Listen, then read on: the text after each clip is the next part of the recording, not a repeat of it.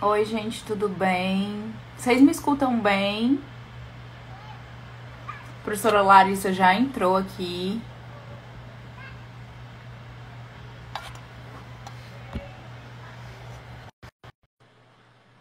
Oi, a professora Larissa já solicitou aqui a entrada, vamos aguardá-la. Só quero saber se vocês estão me escutando bem. Oi, Larissa, tudo Oi, bem? tudo bem? Que saudade de você! É. Ainda bem que marcamos isso, pelo menos a gente se vê aí no vídeo. É verdade, muito feliz de estar conversando com você Também. nessa quarentena.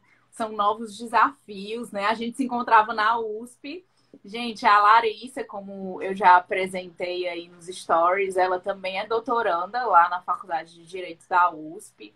Eu a conheci lá nessa saga de seleção, né, Larissa? Oi. Então, a gente viveu esse processo juntas e a Larissa foi uma grande surpresa e um grande presente que a faculdade me trouxe. E tanto eu quanto elas nessa saga de docência, nessas aventuras da docência, a gente recebe muitos directs, muitas perguntas aí sobre a seleção. Quando o edital saiu no dia 29, eu chamei Larissa, vamos publicar alguma coisa sobre seleção, porque eu já recebia pedidos de um ou outro aluno.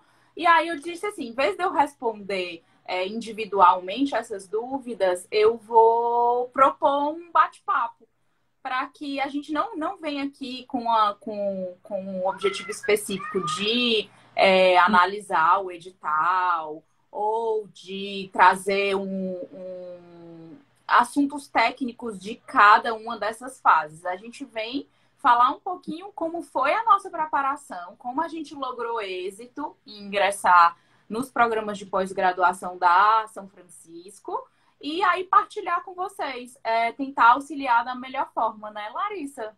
Larissa é doutoranda lá também, na minha mesma área de concentração, Direito do Trabalho e Seguridade Social. Ela é orientada pelo professor Otávio, né, Larissa? Pinto e Silva.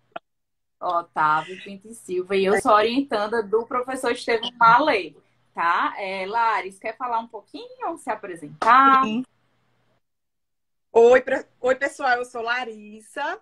Meu Instagram é Larissa13 Matos. Eu sou advogada, professora já desde 2006. Sou professora de pós-graduação aqui em Natal, no Rio Grande do Norte. Faço doutorado lá na USP com a Brena. Tenho mestrado também em Direito do Trabalho.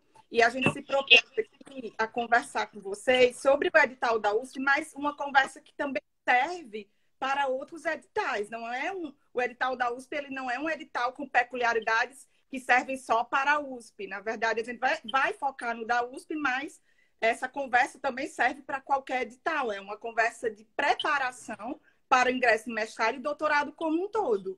Então, assim, a gente não tem condições de focar em todos os editais. Então, por isso que a gente escolheu o edital da USP, que é o edital que a gente tem bastante familiaridade. Nós enfrentamos esse processo 2 vezes, não foi, Brena? Nós Foi, é isso também que foi. eu queria falar para vocês, gente. A Situação que a tem, gente precisa ser resiliente. é, É um dos programas mais desejados aí no Brasil, por conta da o notoriedade do mais, Largo de São Francisco. Oi, se não for o oi, mais Lares. desejado. Se não for mais, é uma instituição. Eu já falei em alguns vídeos e eu não canso de dizer que é a Disney da Academia Jurídica. Gente, sério, o primeiro ponto que eu queria abordar era por que escolher a USP. Eu e Larissa poderíamos citar aqui 10, 20, 30 motivos do porquê é um programa assim, de excelência.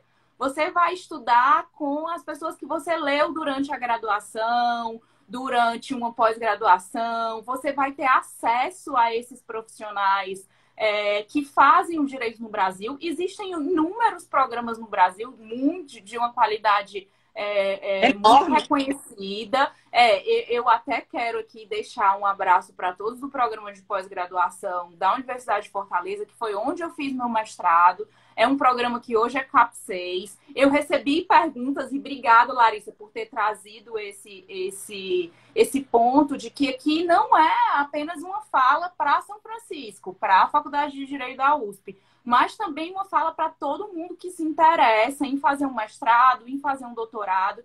E aí a gente quer enfatizar que existem inúmeros programas de excelente qualidade, tá? O programa da Universidade de Fortaleza é um deles. E eu recebi também perguntas, como se preparar para o da Unifor? Vai auxiliar essa nossa conversa aqui também sobre isso. Eu recentemente, inclusive, Brena, eu recebi, fui indicado, uma pessoa indicou assim, fala com a Larissa que ela sabe de tudo isso aí. E eu conversei com a pessoa e ela seguiu todos os passos e me mandou uma mensagem, fui aprovada, se não fosse você eu não teria conseguido. E eu fiquei... Tá vendo? Porque você fica vibrando também com a vitória da pessoa que você teve ali há pelo menos um tempo ali dedicado para passar essas informações. E não foi só essa, assim, sempre vem gente se remetendo a mim, dizendo assim, como é que você fez? Como é que faz? Como é que eu estudo? Como preparar? Lógico que depende da condição de cada pessoa. Eu passo reais e aí você vê se você consegue se adequar ou não. Então, com base nisso, a gente pensou nessa conversa, né, Brena? Então, a gente vai dividir a conversa da seguinte forma. Pautada aí no edital da USP, a conversa vai se delinear assim. A gente vai falar da primeira etapa, eu vou tratar da segunda etapa e depois a gente conversa sobre a terceira etapa, tá? Na segunda etapa, tem alguns detalhes que talvez eu não consiga abordar nessa live em razão do tempo. Depois a gente pode fazer uma live só com as dicas para a segunda etapa. Mas você pode começar aí, Brena, com a primeira etapa, tá bom? Vai aí, eu acho que já temos aí 32 pessoas, pelo menos. Acho que o pessoal já está ansioso, né, gente?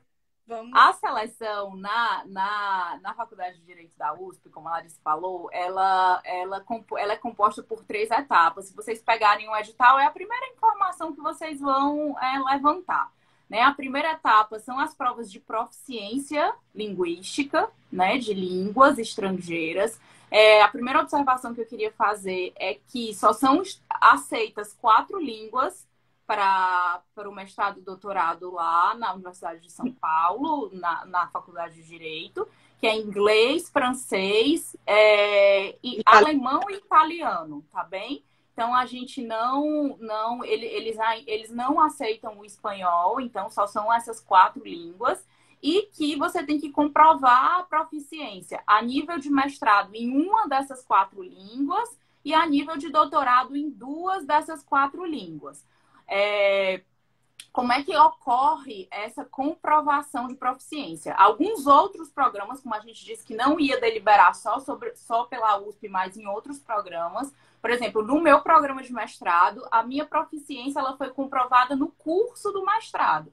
Então, eu ingressei no mestrado e para que eu fizesse jus ao título de mestre, eu teria que ter aquela carga horária de disciplinas obrigatórias, eu teria que defender a dissertação e teria que apresentar um teste de proficiência. Oi, Larissa. O professor Bento Herculano entrou aí. Acabei de vê-lo. Eu queria fazer prazer. Porque a minha vida acadêmica iniciou por causa dele. Com ele, eu lembro, a gente conversando em São Paulo sobre isso. E eu agradeço, assim, eu fui monitora do professor Bento, eu fiz uma seleção na Universidade Federal, fui selecionada, e às vezes ele dizia, Larissa, vai lá, fala sobre esse tema, e eu fui me interessando. Então, para quem está na graduação, isso é interessante, fazer parte de monitoria, conversar com os professores, pedir essa oportunidade. Obrigada, professor Bento. Prazer, professor Brento. Obrigada por nos prestigiar. E isso é muito interessante, Larissa, porque eu também recebi algumas perguntas e sempre falo para os alunos da importância dessa construção curricular, né? A gente está fazendo uma live como se preparar para uma seleção de mestrado e doutorado específica. Mas para qualquer seleção de mestrado e doutorado, você precisa ter um currículo construído. E a gente não constrói um currículo no espaço de inscrição e realização de provas. Então, assim, se algum de vocês ainda tem um currículo exíguo, ainda não desenvolveu muitas atividades, não deixem de se inscrever para a prova, até para ir ganhando experiência. A gente também não sabe como é que vai transcorrer essa seleção, mas, assim, quem está na graduação, eu recebi pergunta, professora, como é que eu posso começar a me preparar na graduação? Exatamente como a Larissa está trazendo. Eu sempre falo, tenha o máximo de experiências possíveis no curso da graduação. Faça monitoria, se inscreva em projetos de extensão. Grupos de estudo, Brena. Eu coordeno 2 grupos aqui. Eu falo muito, pessoal, tem que escrever, tem que publicar. Nossa, tem um grupo que eu estou pegando muito no pé. Porque, professora, eu não tive tempo. Professora, eu não consegui escrever, essa quarentena está me impedindo. Mas é necessário, para quem quer seguir a vida acadêmica, tem que participar de grupo de estudo, tem que participar de monitoria. Isso agrega muito no currículo. Tem que escrever. Começar pelo menos escrever, submeter trabalho para encontros científicos. Quase todas as instituições no Brasil têm encontros científicos específicos dentro da instituição ou até mesmo fora dele. Então, é importante que você construa o seu currículo aí para participar de uma seleção dessas mais tarde, tá? Então, essa construção, ela começa lá na graduação. A Larissa trouxe aqui, o professor Bento é magistrado no TRT da 21ª Região, né, Laris? Sim, é o presidente. É presidente hoje do TRT, e aí iniciou, a Larissa aí tem um orgulho de ter iniciado a caminhada acadêmica perto dele, na qualidade de professor, e eu de inúmeros professores que passaram na minha vida. Mas aí eu vou pedir, venha, Laris, para voltar lá para o exame de proficiência da USP. Alguns outros editais, eles preveem que essa proficiência pode ser comprovada no curso já do programa. Na USP, não, é a primeira etapa da seleção. Então, você vai fazer o seu teste de proficiência nessa primeira etapa. E aí, eu quero trazer uma ressalva que é prevista no edital, que eu me utilizei, inclusive, dela, para a possibilidade de você comprovar a sua proficiência mediante um título que você já tem condicionado a uma proficiência. Que seria basicamente isso, gente. Eu fiz mestrado na Universidade de Fortaleza, tinha o título de mestre por lá e comprovei proficiência por meio de um exame de proficiência específico em inglês. E aí o meu diploma, o meu título consta na grade curricular que foi apresentada uma proficiência na língua estrangeira aí, em inglês, e essa língua foi válida para fins de proficiência na USP. Ou seja, quando eu entrei no doutorado, eu fiz apenas uma proficiência na FUVEST, que é o meio clássico da primeira etapa na USP, que você faça o exame de línguas pela FUVEST, aplicado pela FUVEST, que inclusive é a etapa que a gente faz primeiro a inscrição, né? As inscrições aí para a primeira e segundas etapas no edital lançado estão programadas, eu até anotei aqui, para 18 de maio a 5 de junho, tá? Então, entre 18 de maio e 5 de junho, você vai se inscrever nesse edital, quem quiser fazer mestrado vai indicar uma língua, muito provavelmente não tenha título de mestre anterior que possa suprir esse exame, né? E quem vai para o doutorado pode fazer apenas uma língua, desde que o título de mestre conte com essa menção à proficiência em uma língua estrangeira. Vale ressaltar que o edital hoje, só um minutinho, Laris, traz uma observação que não pode ser mediante declaração do programa de pós-graduação em Direito. Antigamente, algumas pessoas que não tinham a proficiência escrita no título propriamente dito, pediam uma declaração e o programa dizia que foi apresentada uma das 4